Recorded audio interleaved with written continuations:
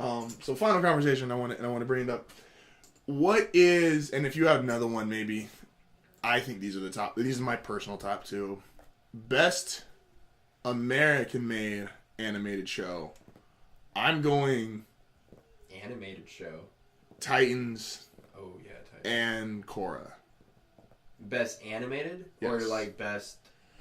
Best show that is animated. Best show that is animated. Yes, I'm not necessarily want to compare and critique like actual animation, but in terms of story, characters, and I think I'm even going to say, and I'm going to make. Well, I think Titans got cut short. That's what I'm saying. I think a finished Teen Titans is the best. A finished Teen Titans would be the best, in my honest opinion. Because I think the characters are better.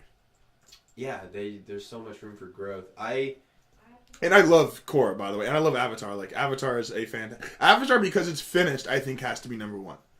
Especially if you're combining Airbender and Korra. I think it's the best animated show North America's ever had. That was them. Yeah, because they were able to make a sequel to something that was really cool and a definitive story. They made a sequel to it that was not anything to do with the original.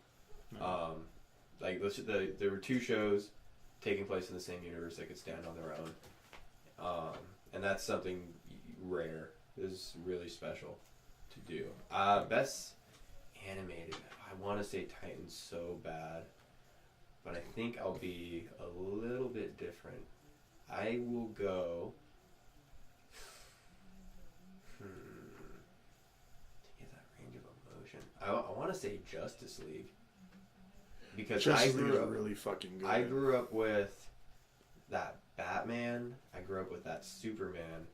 So I grew up with Static Shock, and I grew up with Batman Beyond. Static Shock is fun. Oh, Static Shock has to make the list of like old shows. Well, I pair them all together because it all took place in the same universe, and I think it wouldn't be the show that it was if Unlimited didn't end the way it did with the Batman Beyond flash forward.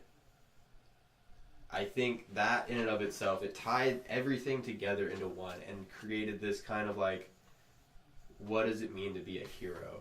Do you have to be a Superman? Do you have to be? Do you even need powers? Could you just be someone who sits with a dying girl, and instead of like putting her out of her misery, you let her go peacefully? So it's what is a hero, and the whole show, all of them really ask that question, and it's such a deep thing. And I really want Teen Titans to be on that list because I feel in a way that it kind of asks that question, but it's more character based versus conceptual based. Yeah, which is why. Well, even I don't mean to cut you off. It just popped in my head. It's not just what is a hero, what is a villain too. Mm-hmm. Is a villain being relative, or are you always going to be evil, or is evil relative to the time? The Superman. I don't know if you remember when Superman gets sent to the future in Justice League. He dies and he gets blasted 10,000 years into the future, 30,000 years into the future. Maybe you don't remember that. And he meets Vandal Savage. He meets this guy.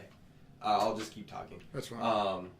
He meets Vandal Savage, and Savage, for those of you that don't know, is an immortal villain.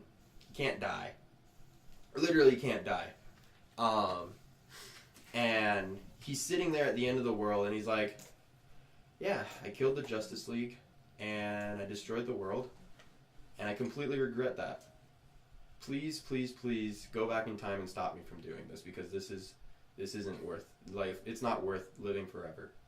Like, he doesn't straight up say that, but it's an undertone for that entire episode, and it turns into, is a villain always a villain? Is a hero always a hero? It's you got that with Crime Syndicate too, or their version of Crime Syndicate. It was the Injustice League, where the Justice League, they were heroes until Flash died in their universe, and then decided we need to go all out. We need to become the Justice Lords, I think it was,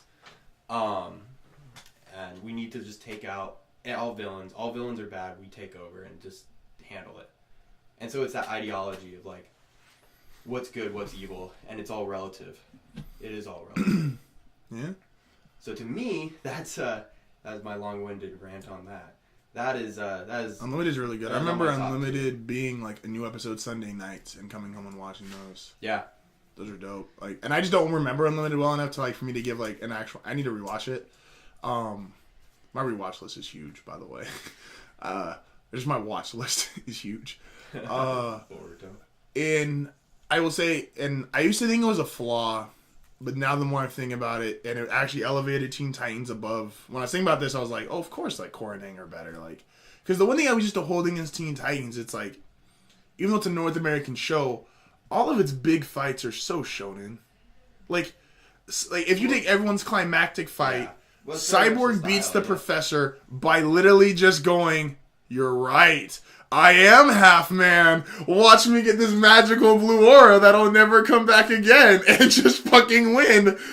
Fucking Raven, like, fighting her dad, she's like, "Oh, you're right. I am my own person. Watch me get 10,000 times bigger and stronger and just go, same fucking spell I've used every other time and just beat the shit out of you." I know I'm getting really loud. You know? Like, and fucking, like, the only ones that you could say aren't is, like, the brain gets beaten by... The brain gets beaten by everyone's like, oh yeah, there is more of us, and not all of us got fucking rimrocked like it showed at the end of the last episode. And, like, that one's kind of more strategy, and then, I guess, the first time they beat Slade.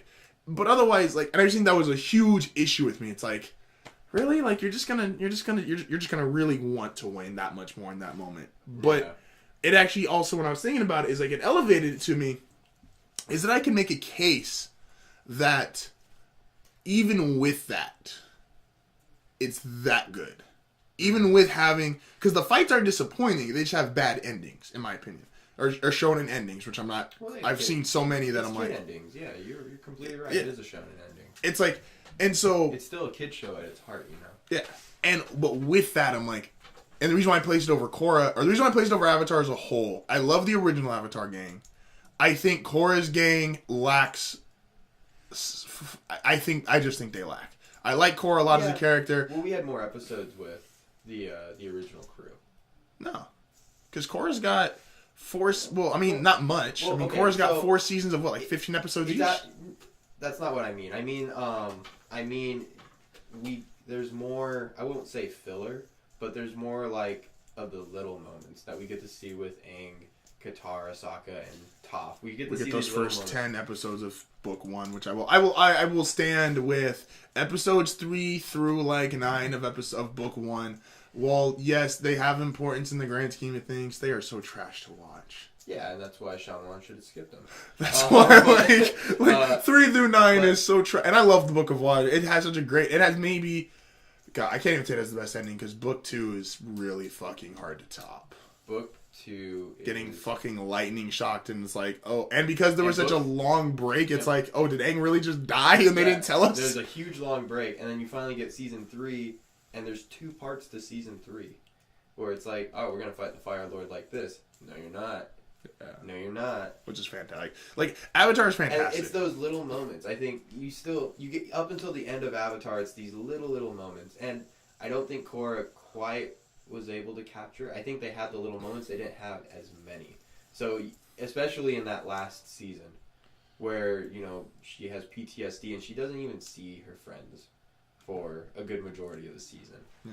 So it's you're looking at 30 episodes of character development between these people. I'd say even less than that. We'd go 20 episodes, because when Season 3 starts coming around, that's a game-changing arc. Everyone's trying to protect Korra. Do you think they spent too much time? Do you think they spent too much time focusing on the relationship aspect, which is Aang? Yeah, which is where Aang kind of, yes, he had little boy feelings, but they were for the most part, there's maybe 3 or 4 episodes that actually have emotion, relationship emotion based in it. So I really don't think so. I think Avatar: The Last Airbender is perfect. It's borderline. I agree, borderline and I think Korra's better than Aang as far as a whole. I think Korra's better as a character than Aang. I think she's completely different from Aang. Yes. And I think what she has to go up against is so different from what Aang had to go up against. My people are dead. My people are dead versus the world doesn't need me anymore. It's kind of interesting. It's two different storylines, and two different storylines in the exact same universe, in the same world, 70 years apart. It's 7? 70. Oh, I thought you said 7 years apart, and I'm like, damn, Aang dropped dead real early in your world. No, he was frozen. He deserved to die.